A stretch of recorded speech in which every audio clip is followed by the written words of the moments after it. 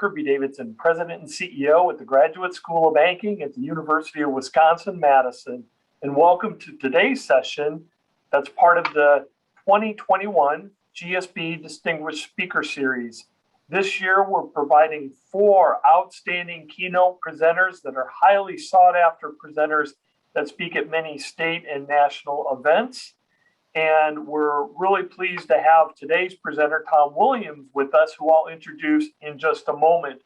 As a reminder, please feel free to share this and any of the recordings of this year's distinguished speakers with others in your organization. This is one of the complimentary benefits that we provide to all of our students, and we want to make it available to your entire organization as well, as a thank you to you and your organization for having someone in this year's program. Quickly, I just want to thank this year's sponsors of the Distinguished Speaker Series: the Financial Manager Society, Bank Talent HQ, the University of Massachusetts at Amherst Eisenberg School of Business, Wipfli, Federal Home Loan Bank of Des Moines, Federal Home Loan Bank of Chicago, the University of Nebraska College of Business and their Master of Business Administration, and Open Lending.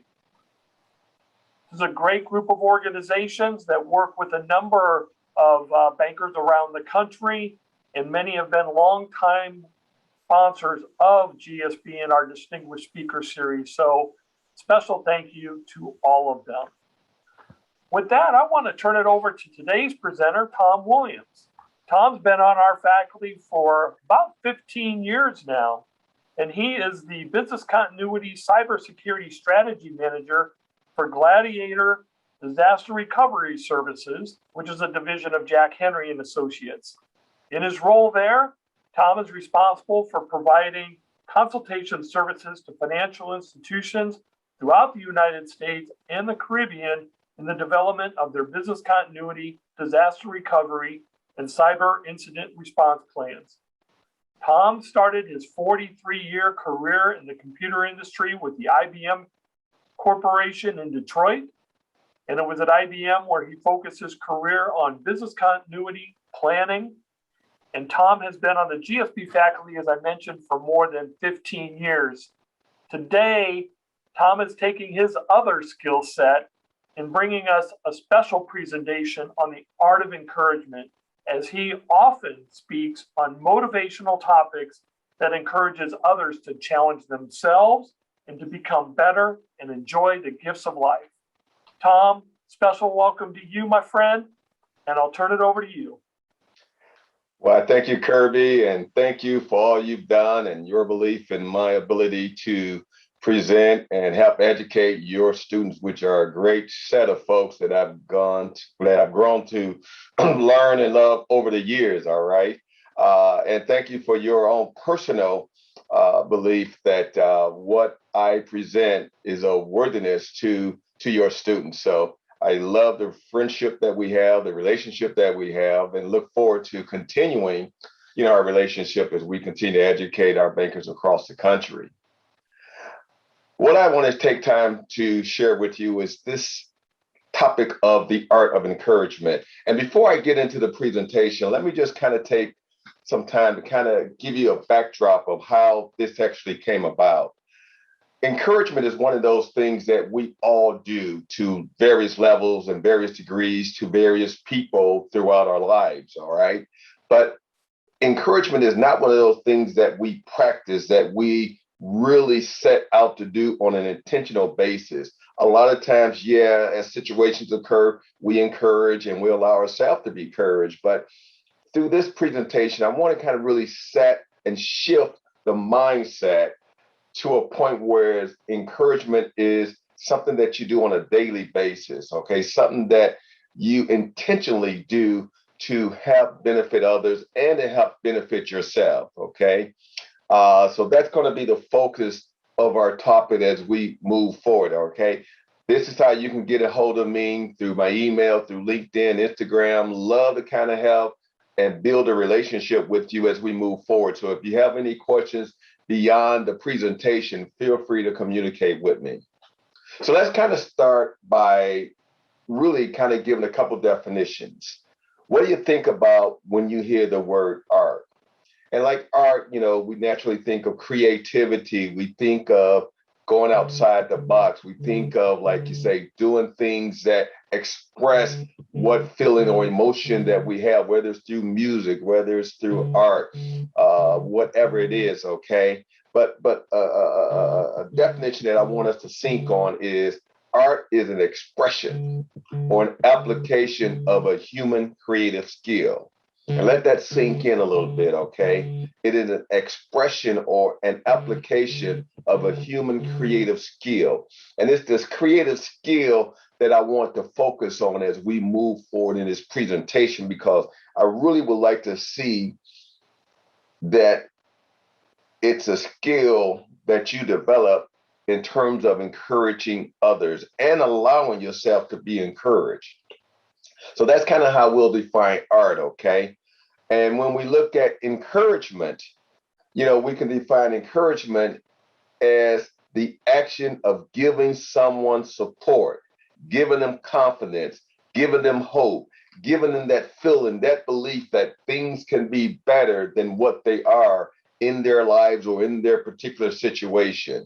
So when you look at art being a creative skill and encouragement being the action of giving someone support, when you combine the two together, then what you have is a powerful creative skill that changes your mindset and the mindset of others around you. And that's really where we want the focus to be. I think sometimes we don't realize the power we have within our mind, within our universe, to really help influence and encourage others to do more, to do better, to move forward in what they're trying to accomplish. All right. And this whole thing of encouragement is just so important to me because I've been involved with others that have encouraged me and others that I have encouraged.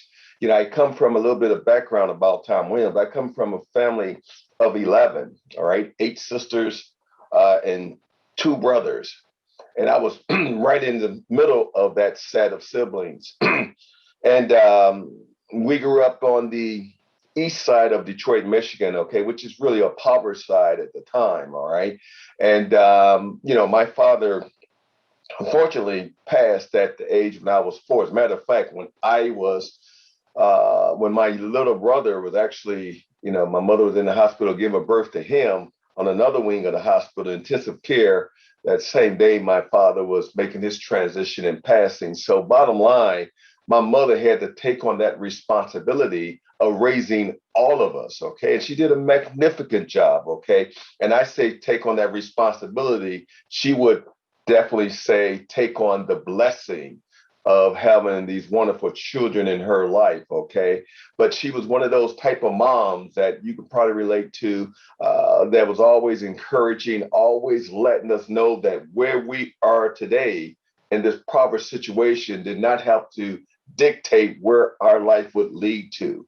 So she was always encouraging us to do better, to get an education, to do the right things in life, to be right by people, to do right by people. So I just grew up under this blanket of encouragement that I can be somebody better than who I was at that time, and that I controlled my situation in terms of where I would end up in life. So definitely, kudos for her for, like you say, being able to do that. But as a result of that, encouragement has always been an important asset of my life. As we talk about encouragement, let me share a couple quotes with you, okay?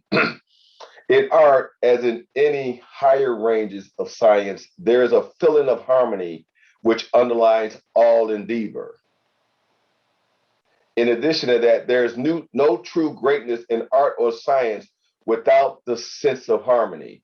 And that came from Albert Einstein. And we know Albert Einstein as the genius, the geek, the nerd who he was. But when I seen this quote, it really kind of brought home, that whole thing about encouragement, because you have to have that harmony. You have to be in sync with that person that you're working with in terms of, encouraging them. All right. You have to have that spirit that really opens the door for you, the encourager, to encourage them, but also for them to have that open mindedness to allow themselves to be encouraged, to feel that there is some better alternative than what they're faced with at the time. So, and this particular graph, if you look at it, it also brings in the question of trust. Okay, so not only do you have to have harmony, you have to have trust within those parties that you're working with. And that trust has to be both ways, in that what you're doing with them is going to better themselves or better their performance or better their lives. Okay. And you can see the two cats with the rope, my man, the homie that's sitting there, like you say, crossing the rope. He must have a high level of trust with his two buddies that are really holding the rope and holding it tight. So trust is definitely, like you say, an important component of encouragement.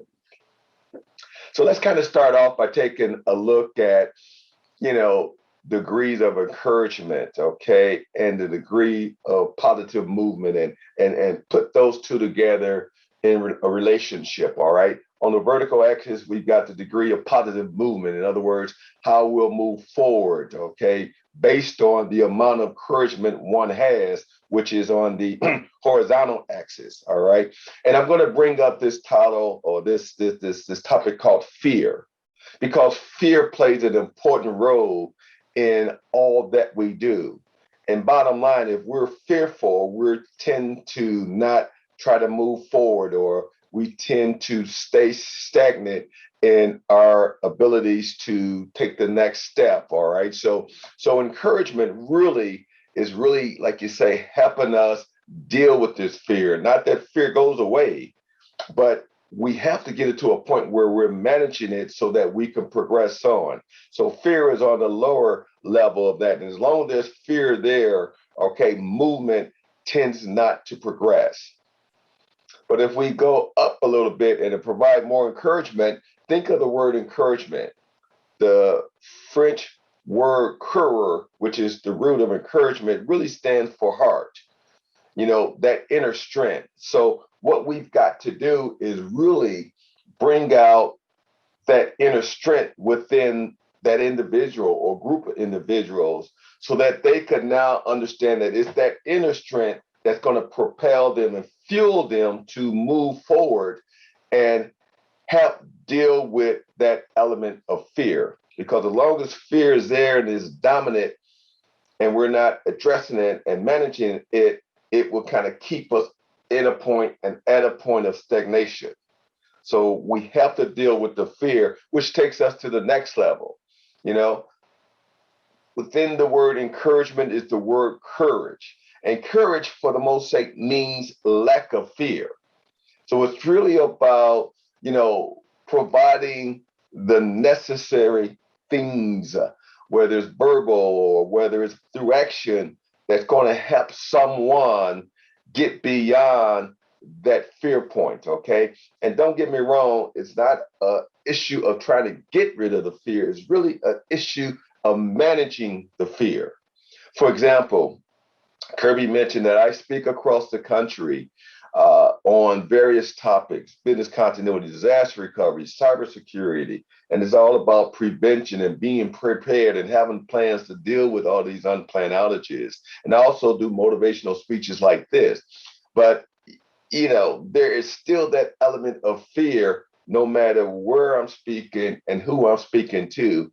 And trust me, I've spoken to groups as small as 15 in a executive boardroom for banks and credit unions. I've spoken in audience of 2,000, all right, in large auditoriums. And regardless of where it is I'm speaking or what the topic I'm speaking on is about, I still have that element of fear of failure, fear of not getting the proper message across, fear of wasting someone's time, fear of not giving them value for the time they're allotting to spend with me. All right. And that's a huge thing. And this fear has been around for, I'm 66. I mean, since I've been presenting, like almost 45 years. But what I've learned to do is manage it. Okay. And the way I manage that is by doing the proper research, by understanding my audience, by understanding what their needs are, by doing the research to get the proper information to them. All right. And because of that, I'm better prepared to do things. I go back and I look at evaluations, okay, of previous presentations and take that criticism and that positive, those positive messages to kind of help better formulate the presentations that I'm going to be presenting. But that's a way of dealing with fear, all right, in terms of management, so I can get to that point where I've got the courage to move forward and take the next step to that presentation. And always keep in mind, the encourager helps build the courage to conquer the fear. And that's really what we as encouragers should always strive for. How can we help build the courage to conquer the fear so that someone could move forward? And moving forward does not necessarily mean taking on that huge pie at once. All right. I've learned, and I'm quite sure you have too, that you want to do things incrementally. If there's a 10-step process to deal with, we don't want to necessarily focus on that big picture, the 10 steps, okay? We want to focus on the next step in front of us, okay? And by accomplishing and getting through that next step, we kind of could reward ourselves, could feel that we've got the courage now to take on the next step. So sometimes it's one step at a time to kind of get to where we want to get to. But that kind of gives you kind of like a broad picture of, the relationship of the degree of encouragement and the degree of positive movement. And that's what we want to do when we encourage others, is to get that positive movement in progress, okay? And to sustain it, to get to a better alternative for that particular individual. But before we begin, let's kind of keep something in mind. You got a choice to be encouraged, and you've got a choice to be an encourager. All right. And this is important, all right, because we all need encouragement to some degree. I mean, right now we're talking about the art of encouragement, but I need encouragement. You need encouragement. And before we can encourage others, we need to feel and know that encouragement works, okay? And what better way to know that other than, like you say, seeing where it has happened in our personal lives. And the more that we see that, the more that we're open to it, the more that we can go out and help encourage others, okay? And for some, this thing about being encouraged and being an encourager, it may be a natural state of mind, okay? But for others, it must be taught and it must be exercised. I think about you, and although I don't know you personally, I think about the role that you have within your family, the role that you have within your bank that you work for, the role you have within your community, within your society, all the people that you come into contact with. And isn't it a great thing to know that you could impact and influence all of those individuals in a positive way? And it may not be something that's monumental or life-changing. I mean, just saying the right thing at the right time to put a smile on somebody's face, whether they're your waitress or your waiter, or like you say, driving the shuttle bus to and for the airport, is something about just putting a smile on someone's face or letting them know that you care about them, that really could change the trajectory of that person's day. And I know that because I've seen it. I've practiced this on a regular basis, coming up with the right thing to say at the right time, kind of being able to feel that person's energy. And is that energy down? Is it up? And if it's down, what can be said to kind of at least bring it up momentarily, okay? And it's just a matter of letting people know that there are other people out in this world that do care about you, that do care about your well-being, that do want to see you have a better day. So it's something that I think, like myself, I thought it was a natural state of mind, but in essence, it was not. Yes, a natural state of mind to want to encourage, but to actually go through the exercise, to go through the process of doing it is really like it's something that needs to be taught and exercised, which is what we want to deal with through this presentation. So why do we need encouragement? Because we all needed to deal with all of those things, lack of direction, hopelessness, depression, low self-esteem, not being appreciated, not belonging to something. All right. I mean, let's face it, we're human. And as humans, we are designed to work, communicate, progress amongst other humans. It's just that way. And when we find ourselves in a position where we're not appreciated or we don't feel that we belong, it really, like you say, has a lot to do with our self-esteem and our confidence. You're looking at a guy that growing up on the east side of Detroit, and being, of African American descent, it was quite common to be told that you're going to end up not being anything, or that you're going to end up being like someone in your family that didn't amount to anything. It was easy to fall into that trap of belief. And that's why we have to be so careful what we tell our young folks, all right? We've always got to be encouraging that they can and will be somebody. But it was because of my mom that I was able to, like you say, block out all that negativity. When someone would say, hey, you're just going to end up 50 years old or living in the street or dying at, a young age from teenage violence or from drug abuse, it was my mother that would come back and say, hey, no, no, no, no, you weren't meant for that. You were meant to be better. You were meant to do things. You were meant to be a contributor to society. You were meant to have a family and to grow a family and to raise a family, and them being contributors to society. Don't ever let no one tell you what you're going to be. You dictate what you're going to be, son. Okay. And my mother was a religious lady as well, which I am as well now. But she would also throw in that element of God and what God could do, and that is His plan. And so those were the things that helped me get beyond that negativity and kept my self-esteem to the point whereas I knew I would be somebody.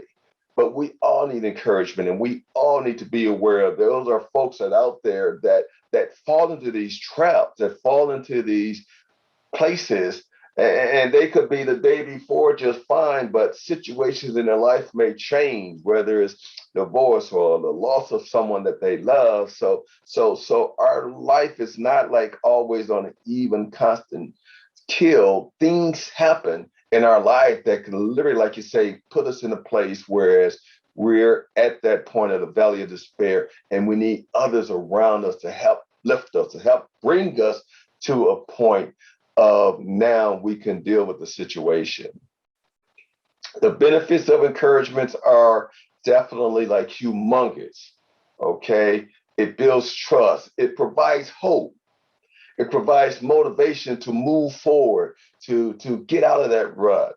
It strengthens relationships. And one of the things I've learned that all of the people that I've encouraged and that have encouraged me, we have such a strong sense of relationship, a strong sense of connectivity that resulted from that ordeal that's everlasting. Encouragement provides a sense of belonging. It facilitates growth and also purpose. When you're working with someone and encouraging them, or vice versa, they're encouraging you, that gives you purpose. That gives them purpose. And we need purpose in our daily lives, okay? And that purpose doesn't have to be necessarily monumental. That purpose has to be something that we feel is contributing to the betterment of someone and the betterment of ourselves. The thing about encouragement is it also converts kinetic to positive energy, all right? Or potential energy to kinetic energy. And that was once explained to me by a teacher that I'll never forget back in the 6th grade. And this teacher was a good friend of our family. And he once was kind of trying to share with me the potential that I had as a young kid.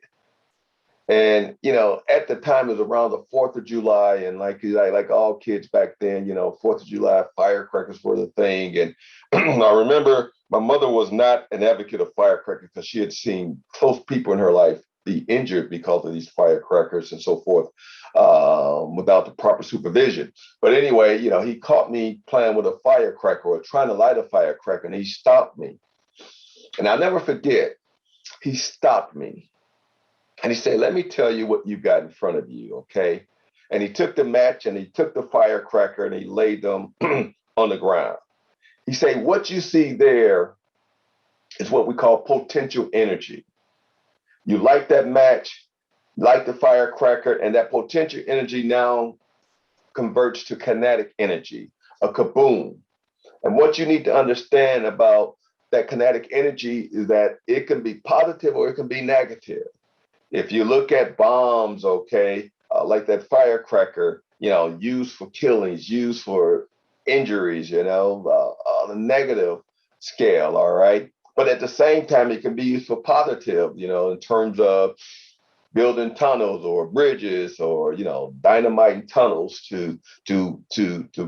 buy dynamite mountains to build a tunnel through that mountain, okay? That's more of a positive. But what you got to understand, Tom, is what is your potential energy? How are you going to transform that to kinetic energy? And how are you going to make it positive? So at that point, I began to understand a little bit more about me being in control of things, okay? And that this whole thing called energy is something that I can drive and something that I can deliver. But the benefits of encouragement and the benefit of that conversation was to help me build my self-esteem and not just, randomly do things, but do things of purpose.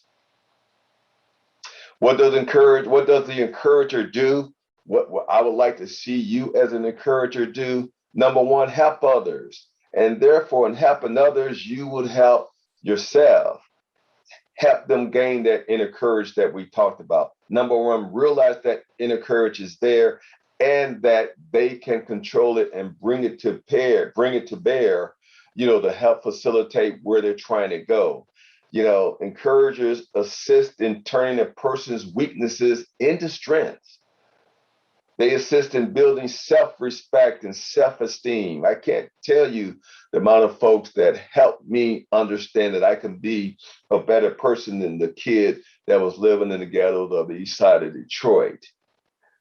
It makes encouraging others a normal way of life. So that encourager does that, makes encouraging others a normal way of life. That's what I like to see happen to you, that this is just a normal way of life where you're intently looking out and seeking out those that you can help encourage, whether it's on a small scale or large scale, whether it may take a day or just the right words, or whether it's a program or a process that may have to occur over a year's time or 6 months' time, okay? But encouraging others a normal way of life. That encourager maintains a process to keep themselves encouraged.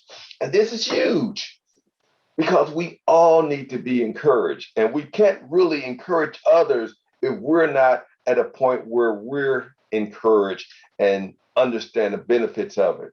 Who would want to go to a doctor that does not keep themselves healthy to the point where they can administer the right advice and medical attention, okay? So find ways to keep yourself encouraged. I do a lot of book reading.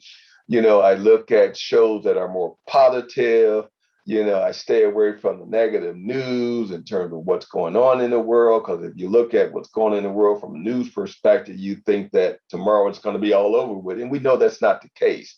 So we have to kind of filter what it is that we listen to, what we allow into our psyche, what we allow into our minds, okay? Because what we allow in is ultimately going to be, put out there, okay? And you really want to be more on that positive keel to deal with encouragement. And not that you don't, disacknowledge things. Part of it is being real, but it's all about what you allow into your life, into your mind, into your psyche, and how you allow that to impact you. The encourager takes the time to build and maintain relationships. And let me focus on a couple words. Number one is building a relationship. But a true encourager also maintains the relationships as well. So they just don't build and do it and it's done with, okay? They somehow keep that relationship strong by keeping in touch with that individual, by continuing to encourage that individual, by giving it acclimates that, hey, you did it, hey, great job. So you want to like maintain that relationship as well. And that encourager shows gratitude to those that have encouraged them. As a matter of fact, this is the Graduate School of Banking. This is a school. So I'm going to give you some homework and I'll further define it at the end of the presentation. But what, for the most part, I'm going to ask you to do, and I want you to think about as we go through this, is I want you to get a hold of 3 people that have really impacted your life in a positive way. 3 people that that encouraged you, that helped change the trajectory of your life. And I want you to get in touch with them by phone if possible, not necessarily by email or by texting. Give them a call or go visit them, take them to lunch or dinner, and let them know, even if you've done it 1,000 times, let them know how important that relationship that they brought upon you and with you to encourage you has meant in your life. And you'd be surprised at the gratitude that they'll feel. And we need to do that because we want that same person to continue to help and encourage others. And by letting them know that they encourage you to the fact that it had a significant impact in your life, they're more likely to do that. And then you would also gain something out of showing that gratitude. So we'll talk about that near the end, but showing gratitude is one of the key things that encourager does, okay? And the power of encouragement, it takes us from the fact that we say we can't do it to the fact that I did it. Imagine that. I got like a 4-year-old grandson and a 1-year-old granddaughter.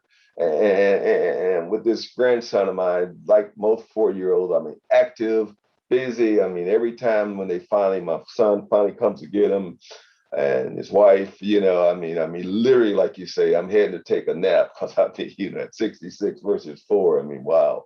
But anyway, we have a great time. But I'm able to see him do things or try to do things, and I can't do it, Grandpa. But then we work with it and we practice it, and then before, look, Grandpa, I did it. And that level of enthusiasm, that level of accomplishment, is just an amazing thing to see. The power of enthusiasm or encouragement takes us from a point of depression to a point of elation. The fact that if we do it right and we take the necessary time, we can really help those folks get to a point where they're elated, a point of insignificance to a point of significance, a point of stagnation to a point of growth. So the power of encouragement is such an important thing. And I think the more that we seek it out, the more that we try to do it and share it and give it to others, the better off we're going to be as a society and as a community as a whole. And trust me, you're doing a lot of these things. I understand it. Whether you're coaching at home or on teams or in the community, whether you're at work, doing managing things and managing people, you're doing this all the time. All right. But I just want you to kind of understand that it can be done more, and it can be done more precisely if you focus on it and make it a skill. Some of the other quotes, okay? Encouragement from any source is like a drop of rain in a parched desert. And this little illustration, my daughter provided this to me. I've got like a 32-year-old daughter and a 36-year-old son, okay?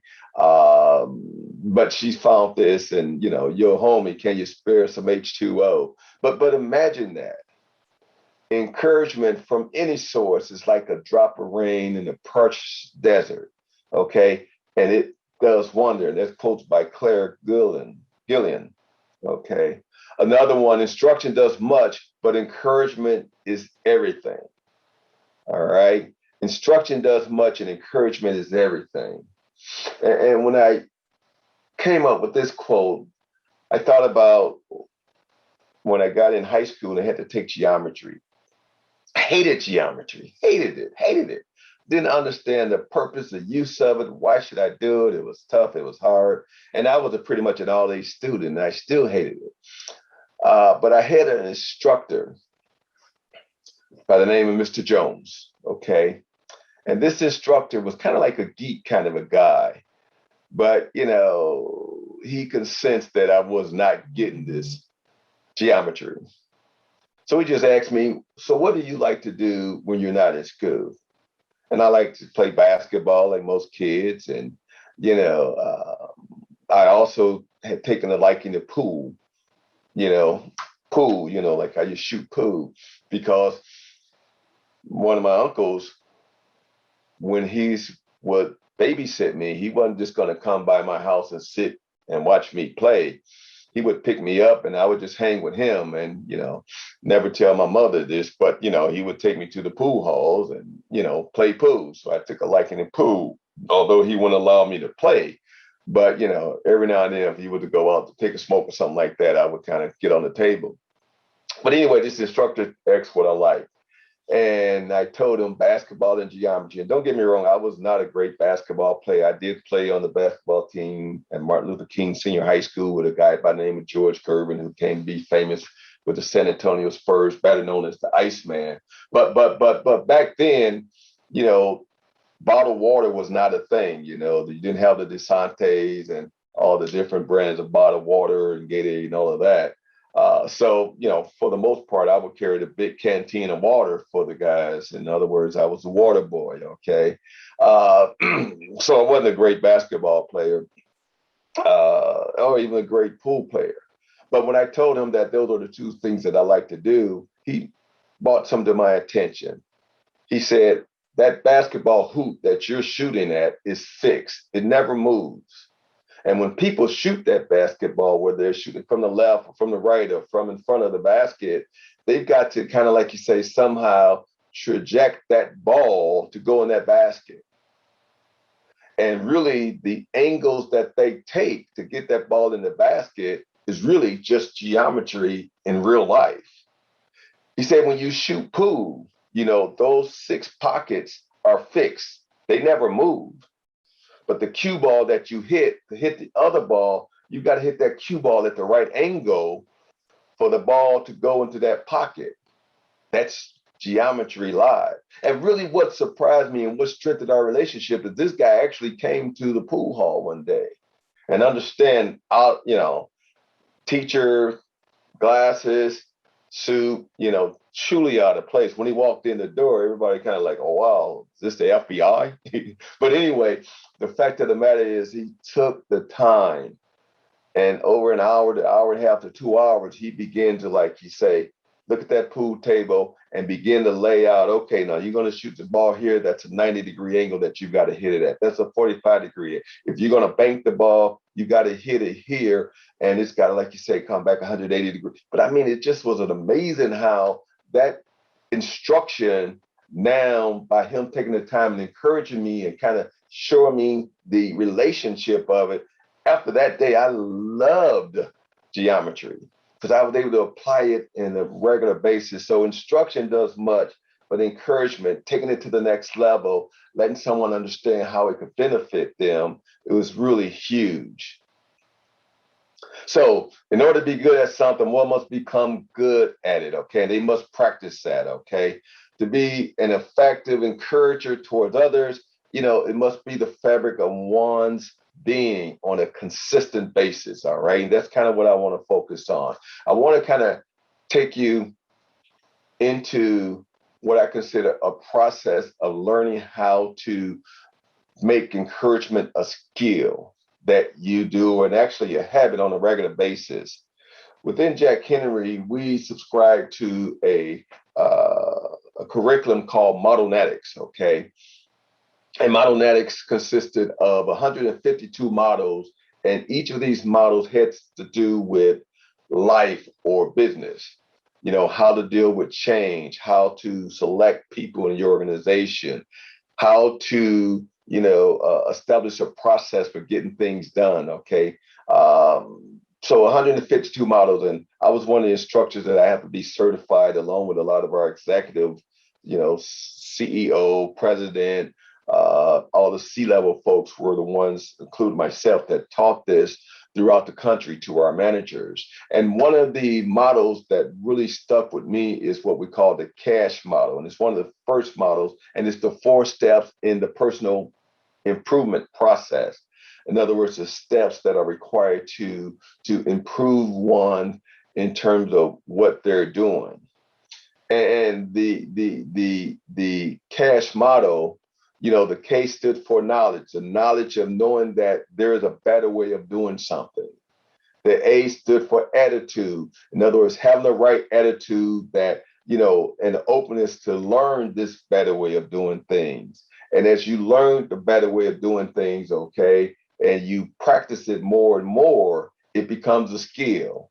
And after it becomes a skill because you're doing it on a regular basis, now it's a habit. And that's kind of like you say, what we kind of want to go through as it relates to, this thing called encouragement. Okay.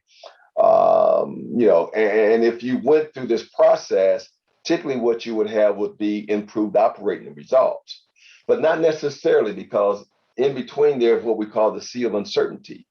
Okay. Because you can have the knowledge that, yeah, there's a better way, but your attitude is like, nah, I don't want to be bothered with it, or I don't want to do it. Okay. Or you could want to get to that better way of doing things, but you don't want to do the practice. Okay.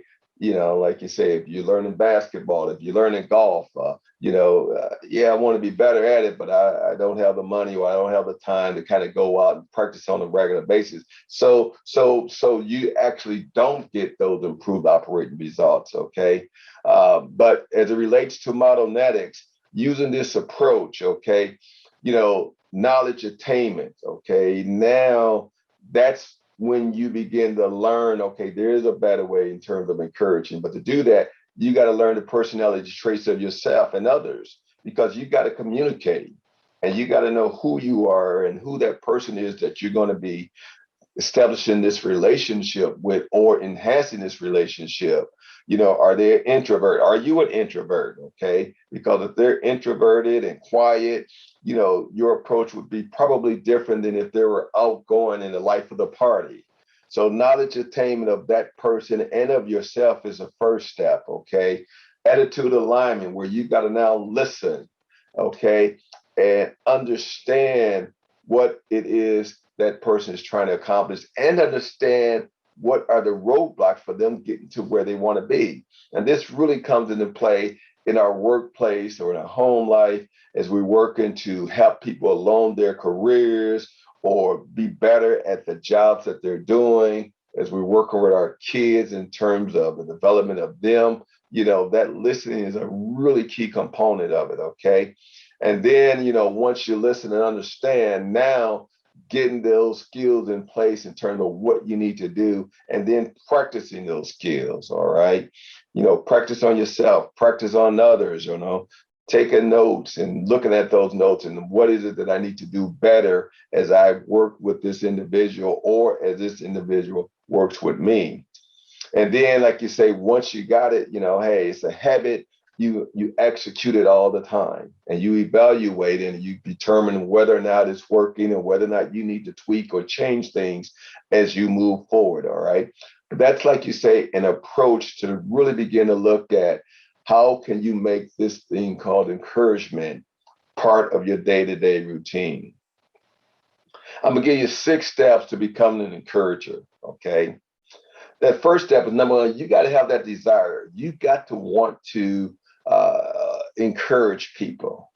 You got to have it within your mindset, within your own personal universe, that encouraging others is something that's going to benefit not just them, but you as well, and the community as a whole.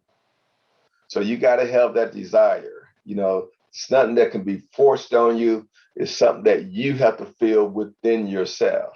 And it's already there. Now we're just talking about taking it to another level where you're doing it on a more consistent level. So the first step is that desire to encourage and self-awareness of who you are and what you're about. The second step is to identify that person and the traits of that person that you're going to encourage. So whether it's in the workplace and someone that works for you, or your coworker or your peer, whether it's your child, who is it that you're going to work with? Is it someone for the community? Is someone on the baseball team or the basketball team that you coach, or that, your child is part of that team, or you're just a parent? Because still you have influence. Okay. If that child strikes out, you as a parent could definitely, like you say, be the one to kind of, like you say, help that person understand, hey, Johnny, you'll get it next time. Just keep practicing. I know I've kind of, like you say, been in situations where it's like, I was a strikeout king, but eventually I got better. So I would share that, hey, man, I used to strike out twice as much as you, but I kept practicing and I got better. And I got to the point where I would either hit the ball to right field or the left field. So we all could, like you say, have words of encouragement to kind of help others. The third step is building a relationship. So you have the first step, desire to want to encourage others. You've identified who you're going to work with. Now you've got to build that relationship. And don't just take it for granted that maybe you know that person and maybe you have a strong relationship. But now we're going to be taking that relationship to a different level, because we're encouraging, and we got to get a little bit deeper into what's required. Okay. You got to look at that person and where they're at in their situation. And then you got to work together to identify and agree on potential alternatives. Let me give an example. I spent 23 years with IBM before I retired to IBM. And in the year 2000, I started working with Jack Henry. So I've been with Jack Henry for 21 years. But in my earlier career with IBM here in Detroit, I was responsible as a customer engineer going around Ford Motors and Chrysler and GM and the factories and repairing the terminals on the plant floors. And those terminals would print out things that the workers would know what to do or what to add to the car. So back then, if it was a car, do we put on electric windows, or do we put on the roll down windows, depending on the options that customer bought? Do we use red fabric or green fabric? So my job, bottom line, was to repair these printers and terminals across. But what I really wanted to get into was the ability to repair the mainframe, the real big computers that drove all the terminals. And I had a great manager at the time by the name of Kathy Berkshire. And Kathy would literally, like you say, work with me to kind of like look at where I was and where I wanted to go. And now look at the alternatives to help close that gap. All right. So number one, I had to learn more about mainframes. I had to shadow people. I had to come from, the inner city of Detroit. I had to learn to work with others because, when you grow up in my environment, you tend to try to be independent. So I had to kind of learn how to work with others and build that teammanship. Okay. I had to, like you say, be willing to go to school for 3 months to learn these systems and all of that's associated with it. So, we had to identify and agree on, this is where you are. This is what you need to improve on. And once we did that agreement, then we were able to execute on those alternatives like learning how to communicate better, learning how to become a team player, learning how to learn these systems by shadowing others that was actually working on those systems. So those were the alternatives that I had to deal with. And then once I done that, I was sent off to school and I ended up, working on some of the major computers around the area, for Ford and Chrysler and GM and even Mazda at the time that had set up shop in the Detroit area.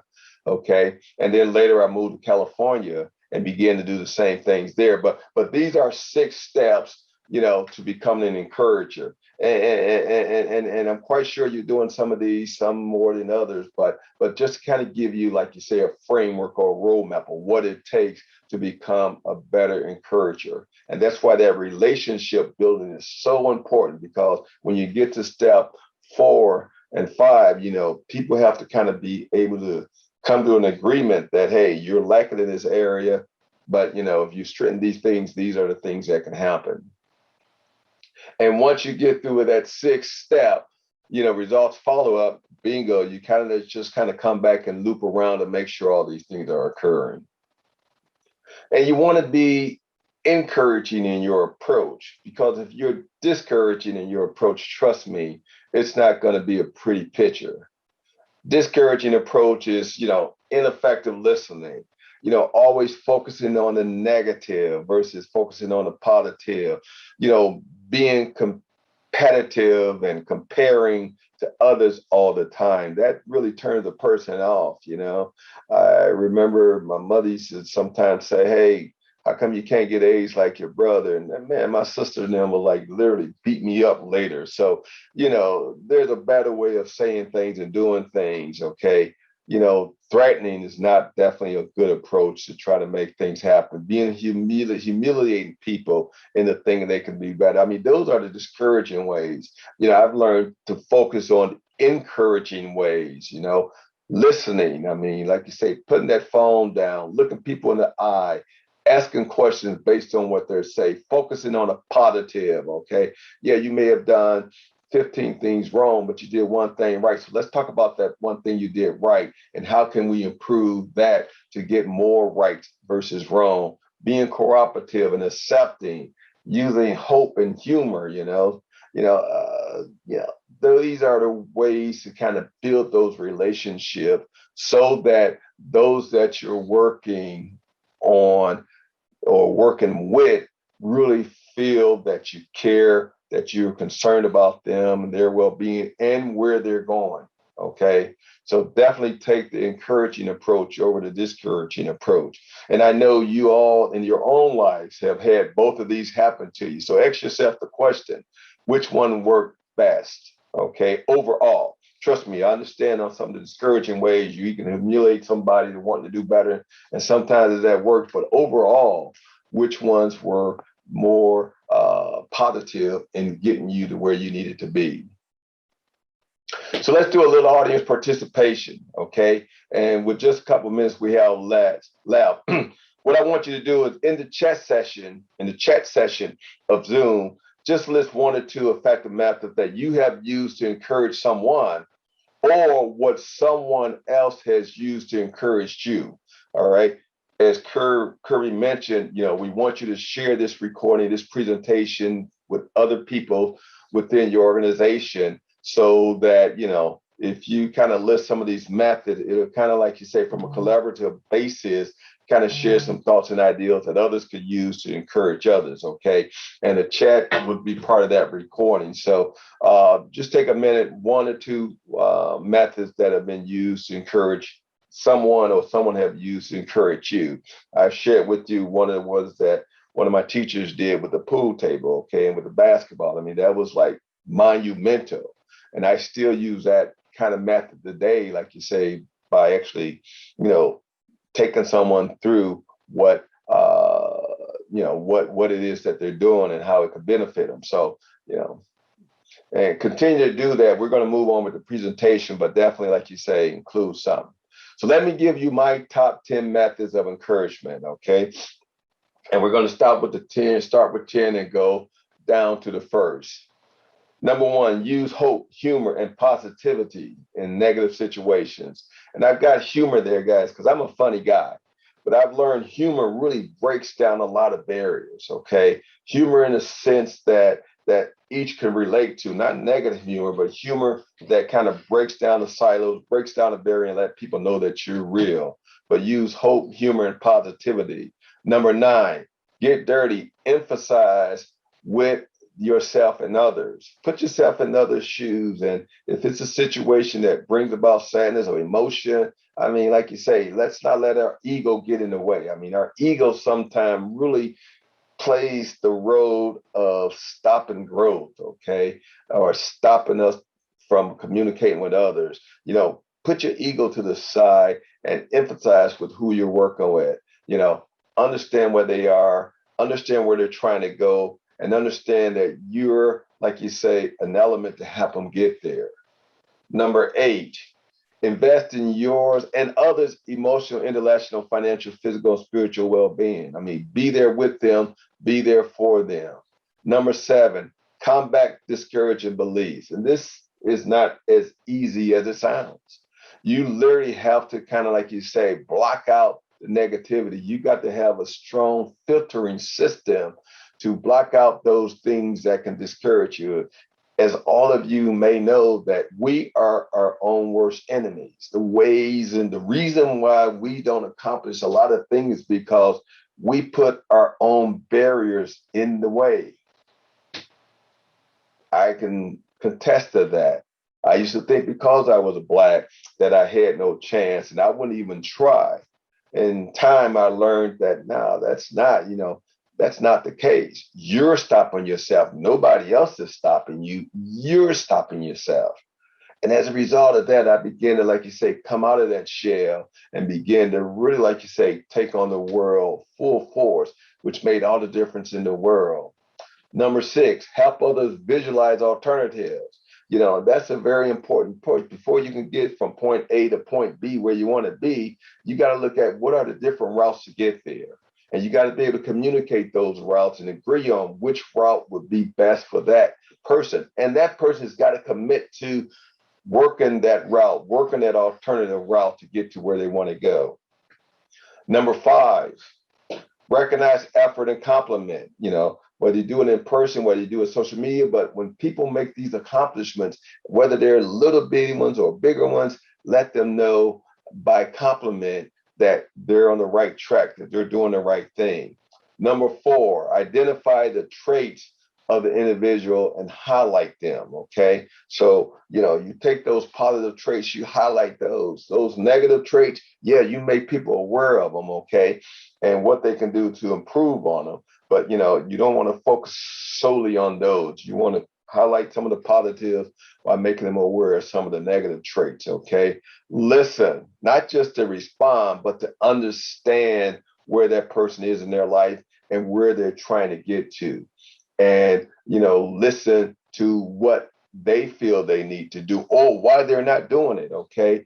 And then you come back and, like you say, understand, but let's consider some of these things. Number 2, give yourself and others positive affirmations daily. I can't tell you on a daily basis how I look in that mirror and say, hey, you're going to make the difference in somebody's life today, even if it's just for a minute, by making them smile when they don't want to smile, But, give yourself positive affirmations daily. I read a lot. I listen to podcasts, okay, and tapes. I mean, I still listen to some of the, I'm in sales. So I still listen to Zig Ziglar tapes and other tapes, that help me understand that I am somebody and I am of worth and I am of purpose and I'm doing something positive in this world. But I need that, all right? And the number one method of encouragement is to treat everyone to the highest standard of human decency.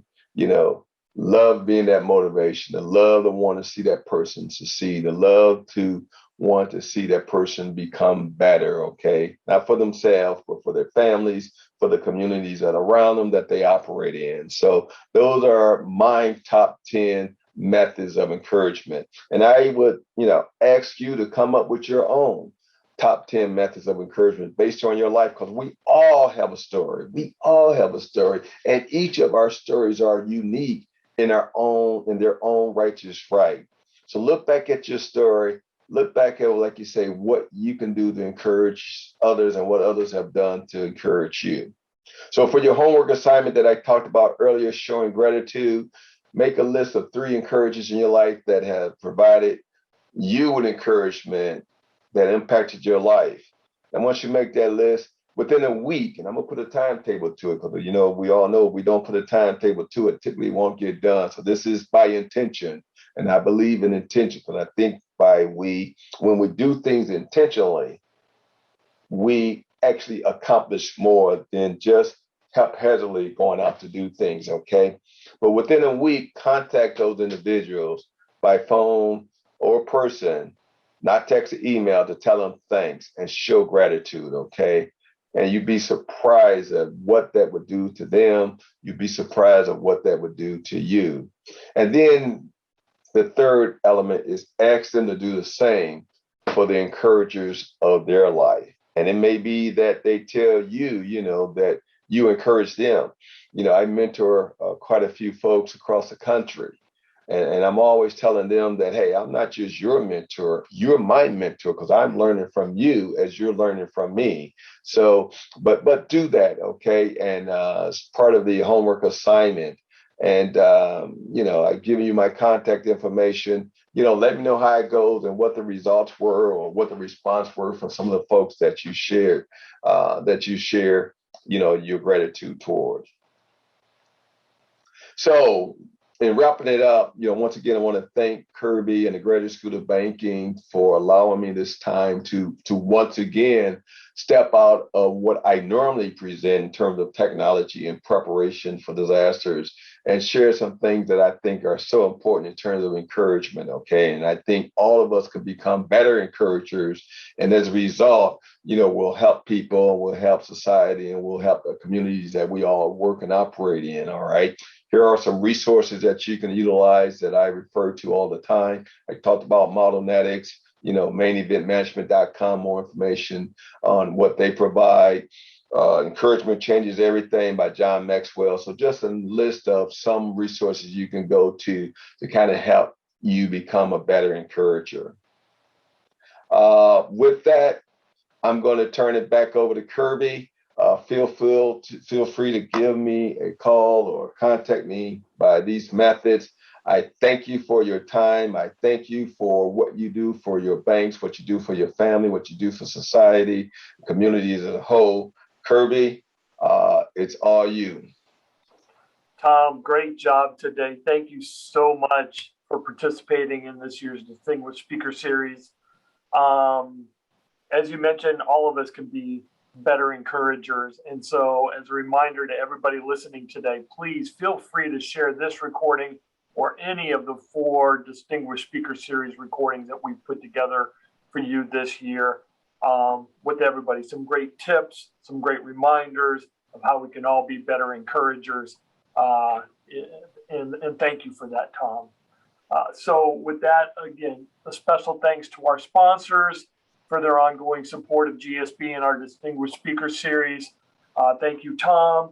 We wish you all the best and have a great day.